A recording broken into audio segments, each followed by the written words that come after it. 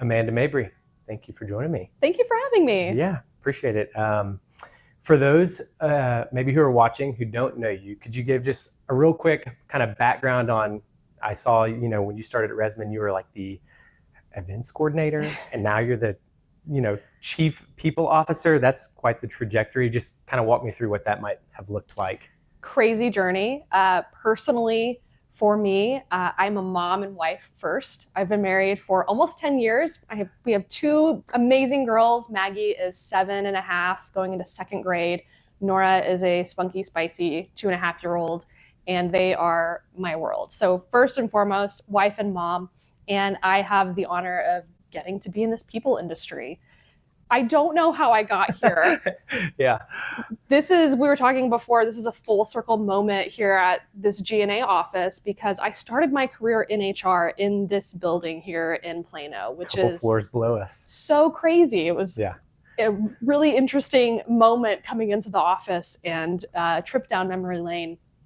I started at Resman, which is a property management software company, in 2015, 2.5 weeks before I got married. I remember I joined to do association and events coordination, but at the time we were a very small company. And I remember early on getting involved in conversations about culture and establishing our why as a company, who we wanted to be.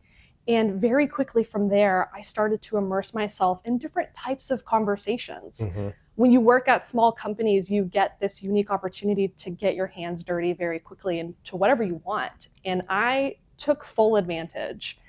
And that ultimately lent itself to a recruiter opportunity opening up. Okay. I loved it. I loved talking to candidates. I loved talking about the company and what we were doing and selling that to prospective employees. And that just started to grow my career. I got my SHRM certification, started getting more involved into the HR side of things. Mm-hmm. And again, serving as a business partner, being a sounding board to leadership. And that is what kickstarted my career. I have had an amazing opportunity handed to me, and I worked for it too, but this amazing opportunity to work in an environment where I was encouraged to do the things that I was good at. I was encouraged to explore new opportunities and to provide a service to a company that really didn't have an HR function. And that's what has ultimately led me to this position where I am the Chief People Officer. Yeah. Was that always the plan, was to go kind of all in with HR? Or do you feel like you just fell backwards into it? I had flirted with it. So my bachelor's and master's degree are in family studies, which has so many tangibles and so many cross sections with HR as a function. And I had always had an interest in that side of the house. And so for me, I did fall into it, but I think it was serendipitous that I fell into it. And had that opportunity presented and kind of made the opportunity as well. Yeah, and so at this point, you're 10 years in. As you think about just kind of your day-to-day and all the things that an HR person does, like what do you love most about working with people and being in HR? All of the different things that I get to do. The term context switching is something that is used often, and that is every single day of my life. Mm-hmm. I could be having a performance improvement conversation in one setting, and then in the next conversation, I'm talking about facilities and our new office. A little bit of everything. A little bit of everything. And no day is the same. Yeah. There is no monotony in what I do. There's no monotony in the HR and people space. I feel like HR ends up kind of becoming the catch-all person where it's like, there's like the defined role of what HR is, but then you're also doing all the other things that maybe there isn't a defined person for that. It's like, well, we'll have HR handle it. Yeah. It can become very quickly, if you're not careful, the catch-all. And I think that's where you can become pigeonholed because you are having things thrust upon you. And so we see that a lot, and I've seen that a lot over my career with networking and other HR practitioners that I've connected with. And you have to be very careful and be very certain about your role to the organization. Mm-hmm. And it may differ from organization to organization. I can tell you that in my current role as the Chief People Officer at Centerbase, it is a very different lens and a very different role than when I was the director of people at Resman. It's still HR, it's still people functions. I'm still doing a lot of the same things, but the lens is wildly different. And that's just because the needs of the business are vastly different. Yeah. So when you do think about like the small to mid-sized business, and maybe we'll define that as like 10 to 100-ish employees, most of them probably have one, if not more, HR people within their organization. If you were speaking to yourself from 7 years ago, stepping into that role, like what are some of the common pitfalls that you think HR practitioners may fall into for those small to mid-sized businesses? Not establishing your strengths, not establishing how you want to have an HR organization run, and not establishing that with your leadership. You need to make sure that you and your leadership are on the same page. I've been lucky enough to report directly into the CFO. I'm lucky enough to report into the CEO. And I think establishing how you want HR to look, what is HR's purview, how is HR going to be a part of the conversation within the broader sense, you need to make sure that you have a clear understanding of that, because what we see now, and I follow and am connected to so many LinkedIn professionals and LinkedIn influencers, You're right? You're probably getting hit up all the time. It's wonderful, right? It's a great industry, but it is so vast. And what I've seen are this bifurcation into two areas. Okay. The traditional personnel department sense, where HR is running payroll, benefits, serving in the compliance perspective, being very administrative in their approach to HR. What we've seen over the past 10 to 15 years is this change and shift. How can HR serve the business from an HR business partner perspective, getting into the operational side, helping to run the business on a day-to-day. And still to this day, you see they will always cross over, but where this small and mid-sized business can be helped is by establishing how they want that resource to spend their time. Yeah. And that was a big thing for me when we started to look at options for our payroll and benefits provider.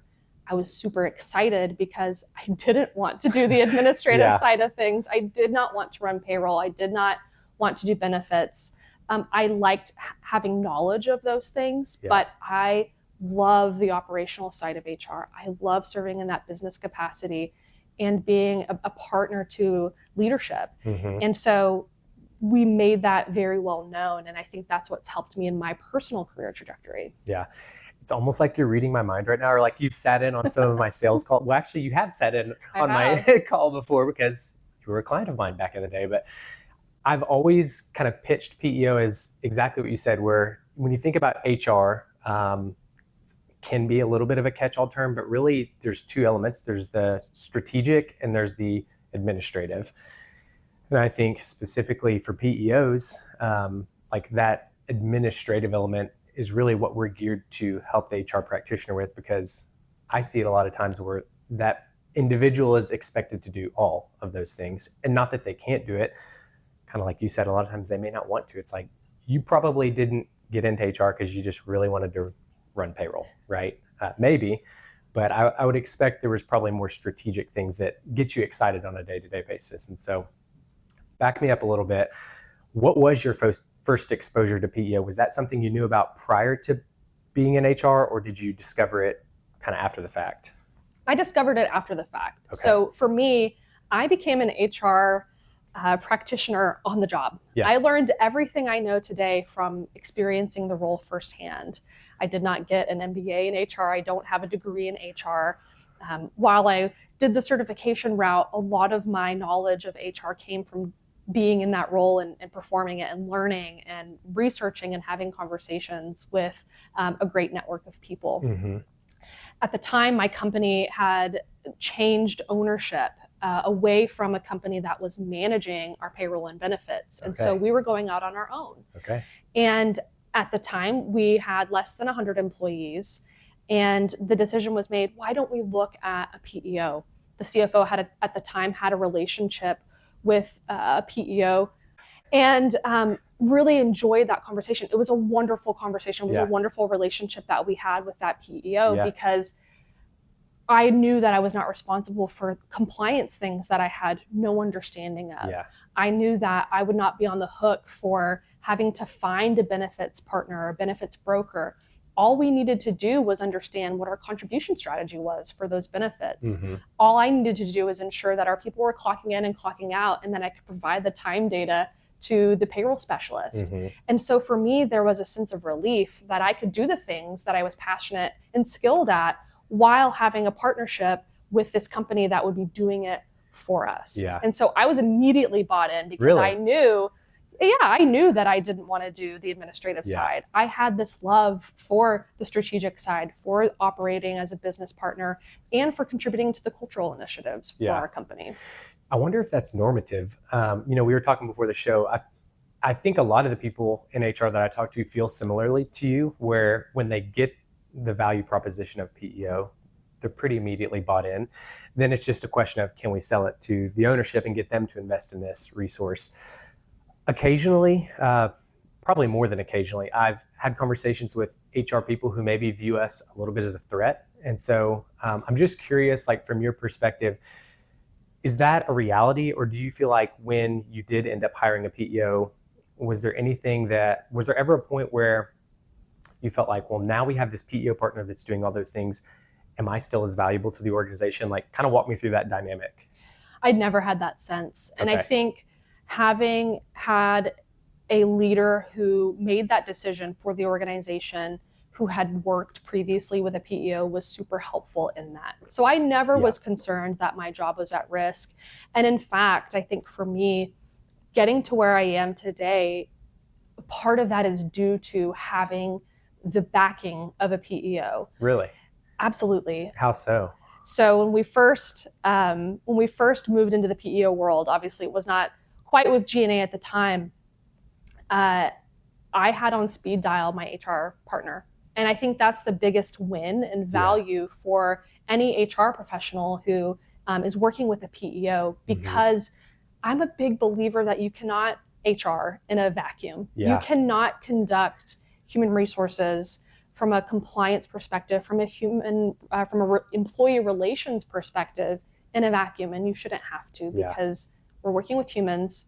Yes, there's black and white cases and There's law. a lot of gray though too. There's so much gray. Yeah. And so I had her on speed dial. Love it. And I'm sure she probably rolled her eyes every single time I called. Yeah.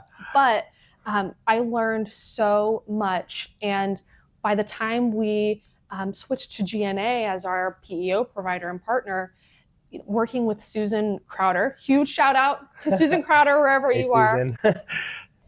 Working with her was an incredible experience, because by that time I was more versed, right? Again, learning HR on the job.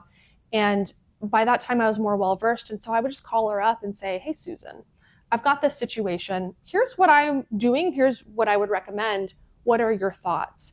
And she could validate that. We could bounce ideas off of each other. And now that's how I run my HR team, is let's talk about solutions. Let's talk about all of the avenues where things can go depending upon the conversation, and then let's practition. Yeah. And so for me, I have the PEO to thank for helping me along that side of the journey, because I wasn't distracted by the benefits application or the benefits administration, the payroll administration. That was a very, cadenced conversation. And I could now spend the rest of my time doing the employee relations side of things, working through coaching and performance improvement, and building a culture within the organization. Yeah, it's refreshing to hear you say that. I think sometimes people will view PEOs as an organization that provides cheap benefits and payroll on the side and some technology, but that's kind of it. And I'm like, man, PEOs do a lot of work for small businesses. I'm curious, as you kind of mentioned about like having people on speed dial or talking through different scenarios, is there anything that might come to mind? Like, can you think of a specific example of a time where you had a tricky situation that you wanted to kind of interface with the PEO and use them as a sounding board? Every single day. Really? Not every single day, but I used the relationship to my advantage always. And again, much like my early experiences, I'm sure they probably were like, Amanda's calling again. But I, in general, am someone who asks a lot of questions. I want to know the mechanics behind how things operate. And I still to this day ask a lot of questions in my day-to-day, because that's just how I receive information and how I process solutioning. Yeah. And so I never had a problem calling my payroll specialist when we had issues or situations or questions. There was a time, even before GNA, where we had open enrollment, and we had a month of open enrollment. It was an entire month that we allowed for open enrollment. And I'll never forget, one of our salespeople forgot to enroll. There's always one person that doesn't enroll. You're like, dude, you've had 3 weeks. Always one person. And while the end result did not play in this individual's favor, she missed it, right? Yeah. And so I remember having and advocating and having so many conversations, and we looked at every avenue to try and get this person, enrolled. And while it didn't work out, I remember feeling supported, and that they had my back and they had the employees' back. Ultimately, the outcome wasn't what they wanted, and we had to work through that. Yeah. But there was always that sense of partnership. I have never felt working with a PEO that there was never I didn't have a partner, right? Again, Susan was wonderful. Our payroll team at GNA was amazing. And there was always that level of, I have something to fall back on. I have someone to bounce ideas off of. And that's so refreshing. And I would think too, as somebody who is early in your career, like I remember when I got into sales, I'm like, I don't even know what I don't know, and it's like so much of it is you're kind of constantly learning on the job and looking at others around you who have been there and done that, and like gleaning from them experiences where you can. I would imagine for you 7, 8, 9 years ago, stepping into an HR role, being thrust into situations you've never been there before, it probably was formative for you, just having that team of people to bounce ideas off of and kind of shape some of your experiences and ways that you process all the crazy scenarios that an HR person can get thrown into.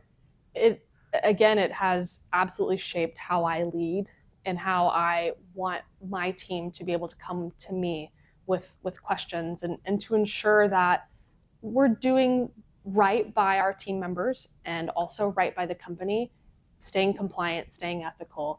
And it's a service that I think is unmatched out there. In general, you don't necessarily see that with other payroll and benefits providers if you're out there on your own managing your own payroll and benefits. Yeah, and I think that's where we as an industry probably need to do a little bit better. And I've been guilty of this too. Like when I first got into the space, I thought our main value proposition is we save people money on benefits.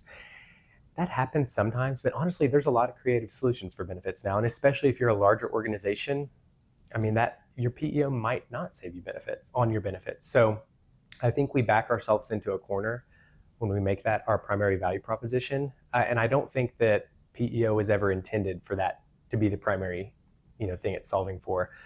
I think it's kind of the icing on the cake. The cake itself is we're helping streamline the back office and provide a host of resources for small to mid-sized businesses. And so, I think even just hearing you say that, I'm reminded of like, we do help with the strategic too, in a certain sense, and just kind of leaning into that a little bit more is probably something I and a lot of PEO sales reps would do well to adhere to.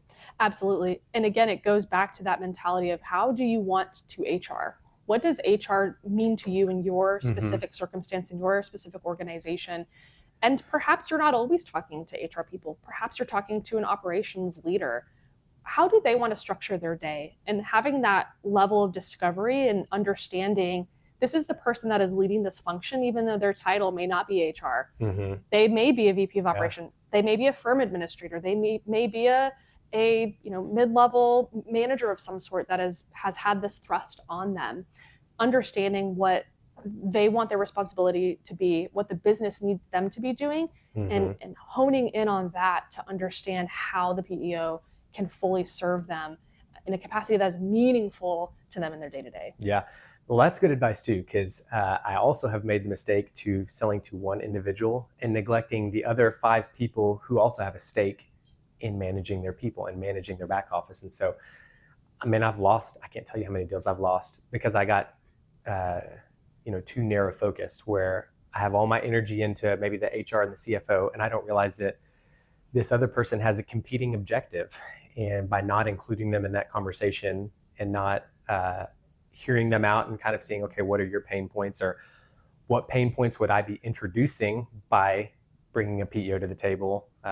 If you miss out on that, you can lose a deal real quick. Understanding your customer is huge, right? And I think that's the same game that we in HR play. We need to understand our employee base. We need to understand their motivations, their intentions, and we need to be able to best serve them. If we're having to manage as a small company all of these other things, we're taking time away from being able to serve them as well. And so that plays a huge part into that. What's best for the team members? What's best for the company and the employees that make up this, what we're calling a company? And having that strong understanding, I think, is very helpful to engage a conversation like this. Yeah, let's do this. Let's take a quick coffee break, and then do it. I got lots more good questions for you. Yeah. All right.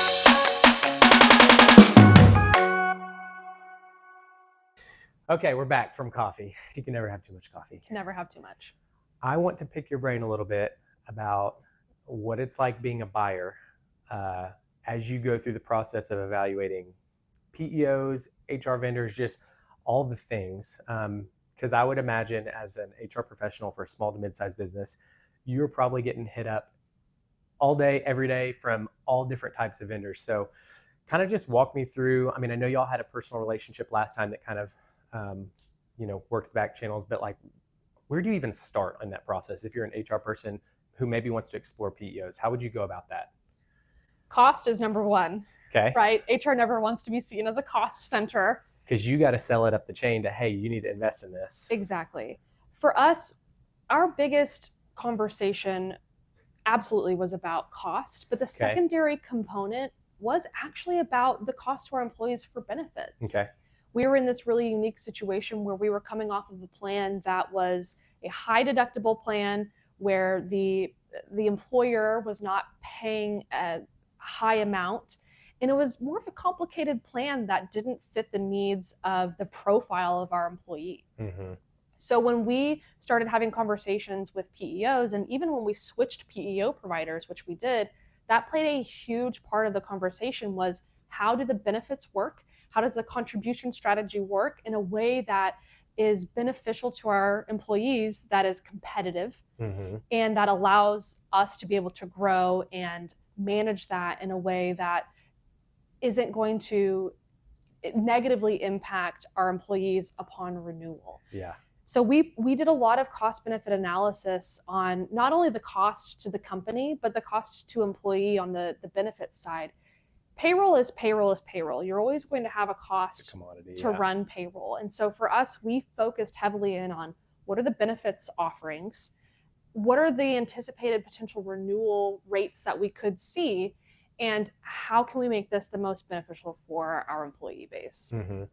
So I'm always curious, we went through this process, right? Like, I sat down in front of you, I asked the questions, we have the banter, I give the proposal, and then I walk out the door, and I'm always like, I wonder what is said at the round table when the sales guy walks out the door. Like, what do those conversations look like when you have proposals in front of you and you've been pitched this, fabulous product that we're going to be the best service ever by 10 different PEO reps? Like, how do you actually distinguish, like, where are we going from here?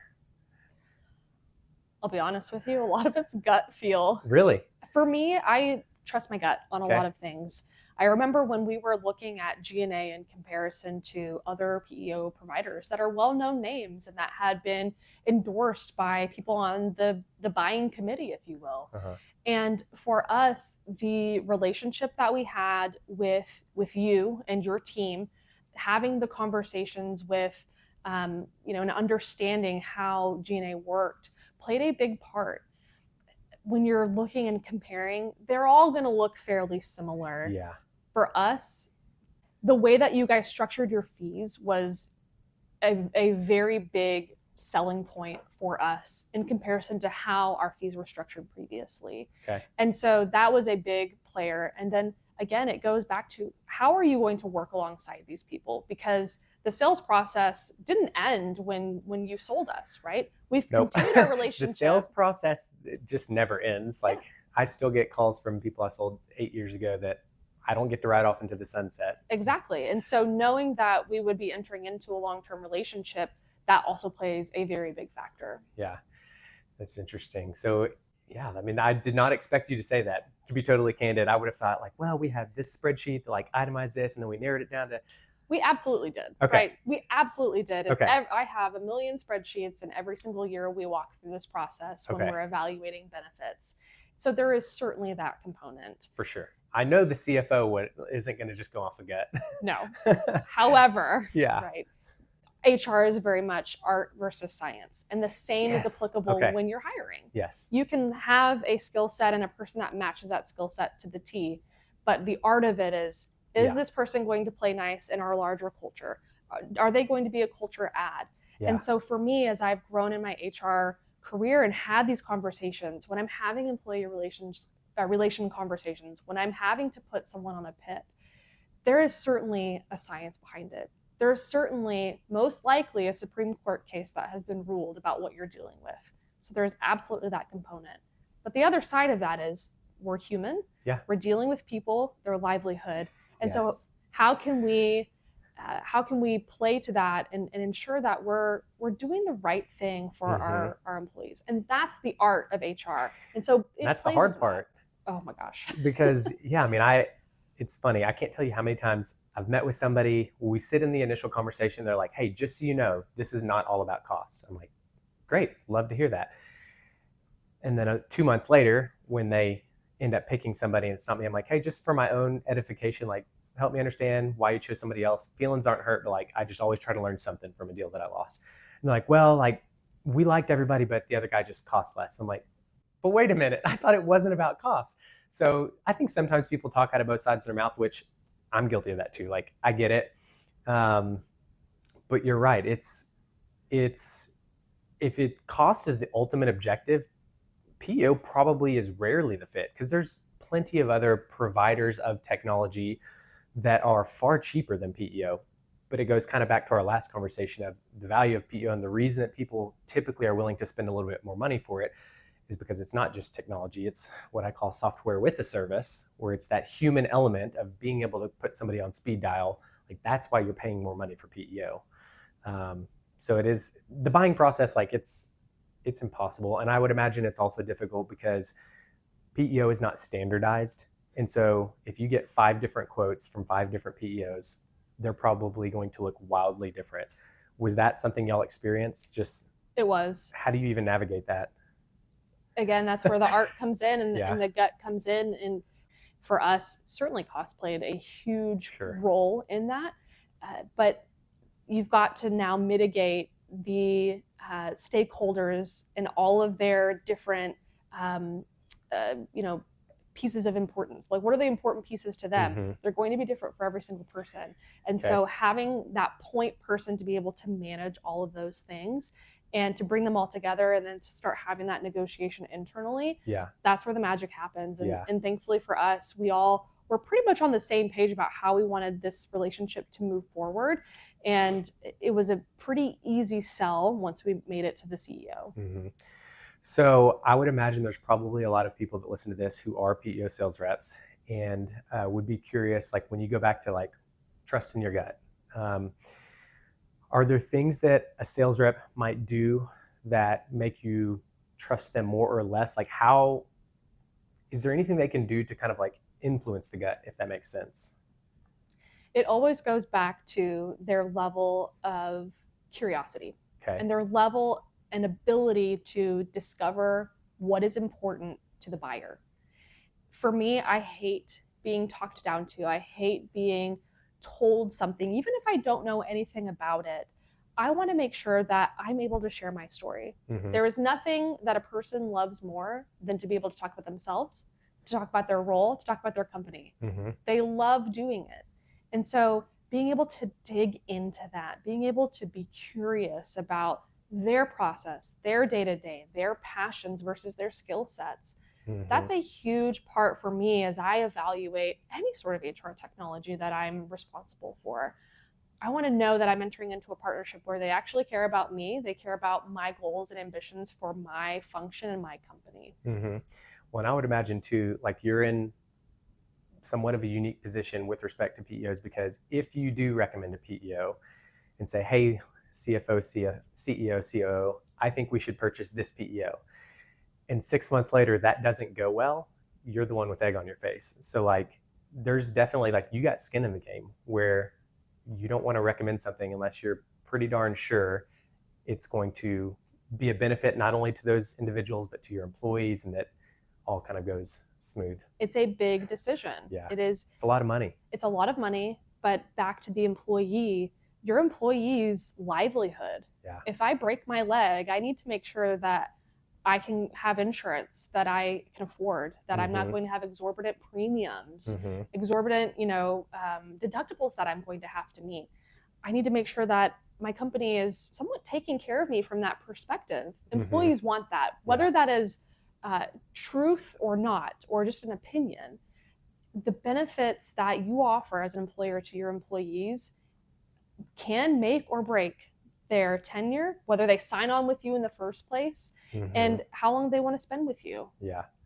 Okay, so let me throw another common objection. I get this one a little bit less nowadays, and this might be regionally dependent, but I used to do a lot of work out in West Texas, and they're definitely not as keen on PEOs as people in the Metroplex. And so overwhelmingly, the biggest pushback I got when trying to propose PEO was, what do you mean they're not my employees anymore? They're on your tax ID. My employees would hate that. They want to be my employees. And there was this kind of misnomer that like by entering into that co-employment relationship, I'm losing control and my employees now work for you. Did you ever once experience an employee who was like, hey, wait a minute, I work for a PEO now? Like, explain that to me. Like, just what does that look like? I did, and we did. And for me, it was, this is in name only. Okay. It's under their tax ID, but us as the employer still hold that responsibility to you and to manage you and to make decisions based upon your employment. And if I remember correctly, there was even documentation in the paperwork that stated as such. And so while I'm not as well versed in that note anymore, Me neither. it was a very easy objection to overcome, because for me, I don't want to have to do tax compliance on a quarterly basis. And so that made it very easy to say, look, from a tax and reporting purpose, yes, your paycheck, your W-2 will come from someone else. However, where it matters, you can say that you were employed by that employer.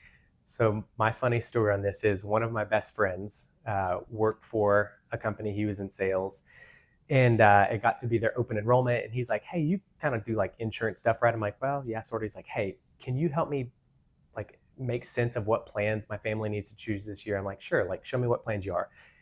He opens his open enrollment portal and it's a PEO. I'm like, dude, y'all use a PEO? He's like, what's that? I'm like, Michael, buddy, you know what I do? He's like, yeah, but I didn't know these guys were a PEO. And so I'm like, that's the perfect example. Like he had been working there for 2 years and he had no idea that he technically was working in a PEO. So I think, not that I totally understand the fear of that. If I'm a business owner relinquishing control, like, I get that, that can be a scary thing. But I think in reality, it's a much less of a deal than people would think it is. And you'll be on the same insurance plan. You could be on the same insurance plan for years and have an employee that has been on that insurance plan for years, and they come and ask you a question about that insurance plan. And there's almost a sense of wait, you don't know? I think the reality to your point is, unless you have to actively use your benefits or your insurance, right? You don't really pay attention. You do the best you can to try and understand it. And if you're not living in it day to day, there's almost a resistance to want to understand what it is, because it's a requirement. You have to have insurance and it's a necessary evil. That's how a lot of people view it. And so to that end, it's both ends of the spectrum. You have the people that are like, I don't know. And then you have these people who are very well informed, are very curious, very inquisitive, and want to make sure that this isn't, going to change their employment relationship or, mean that they are now an employee of another company. Yeah. Okay, so going back to kind of like sales processes and things you might see as a prospective buyer. I mean, the moment you put chief in your title, I can only imagine how many LinkedIn messages you probably started getting on a daily basis. And I hope your number's not on Zoom info because you're probably getting blown up. It probably is. Probably getting blown up. So like when you receive cold outreach, and it doesn't necessarily have to be from like a PEO, but just like a seller in general, is there anything that like how would a seller get in front of you? Or can they? Is it like unless you're getting referred in, you're not getting in front of Amanda? It depends on the day. Okay. I am not in the market right now. And when I'm not in the market, I am not in the market. I get it. Yep. And it was the same thing when I was with you guys or when I was with the other, PEO. We were not in the market. Yeah. And I don't have time to have those conversations about being in the market. Mm-hmm. I'm nice typically, and I'm like, send me an email, maybe down the line we can have this conversation. But for me, I want to almost set it and forget it. And unless something is tragically wrong, something is egregiously, imperfect, then we can have that conversation.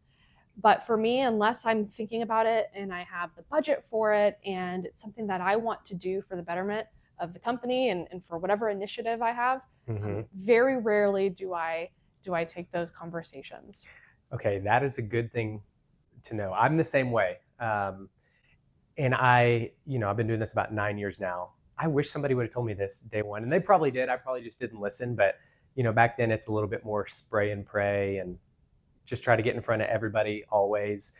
And I realized maybe 18 months to 2 years in, like this isn't working. I need to pivot. And my entire strategy now is calling around like target events, which might be a renewal of some sort, or it's basically like when I'm making my calls or doing my prospecting, 80% of it is really just trying to qualify groups of, are you big enough? Is this something you would potentially have interest in the future? When do you renew? Great, thanks for talking to me. I'm gonna call you back 90 days before you renew. And like all the meetings I said are based upon that, because you're right. Trying to sell somebody when they're not in market is hard enough. Trying to sell them PEO when they're not in market, it is impossible. And I've always kind of felt you don't really sell PEO anyways. Like they either want it or they don't. And if they don't, it doesn't matter how great you present the solution, how awesome your benefits are, they're not going to buy it from you. And so in some ways it's kind of freeing because it's like, well, it's not on me to make this elaborate, scheme to get them to buy PEO. It's more of just find willing buyers during their buying window. Exactly. And that's it. You have to be in the mindset for it. Yeah. And we talked earlier about my love for HR comes from the fact that I am constantly context switching. My hatred of HR comes from constantly context switching. A double-edged sword. So even this past week, while my current company is not utilizing a PEO, we wanted to start having conversations about our benefit strategy for 2025. And this week has been a wild week in the HR world at my current company. And I was not in a place to have that conversation, but we went ahead for it and had the conversation. It was great. But I think being in that right mindset to put yourself in, because it is such a heavy conversation, you need to be ready for all that it encompasses and all that it entails. And so it can be very difficult because I'm in the middle of something right now. I am managing an employee relations issue. Things are on fire. I can't talk to you right now. Yeah. And so that's typically why I'll give them an avenue to at least email me, because maybe in the future I will be. Yeah. But I'm not ready to have that conversation. Yeah. So that's the other part of it too, is knowing that they need to be willing to enter into what is going to be a long conversation, a deep conversation, and one that takes place over a period of conversations. Yeah, it's specifically PEO is not a quick sell. I don't think I've ever done a one-call close. A lot of the groups that I close, it is 6-7 years in the making of talking to them each renewal season. It didn't work this year. We had other priorities. We just went through a private equity transaction. Like there's all kind of reasons why sometimes it feels like having to get the stars to align. It's like they have to be at the right mindset, the right budget. We got the right numbers. We had the right proposal. Like all of these things have to happen simultaneously. And that can take years to develop that, you know. Let me give you a couple of soapbox moments. I'm going to give you two.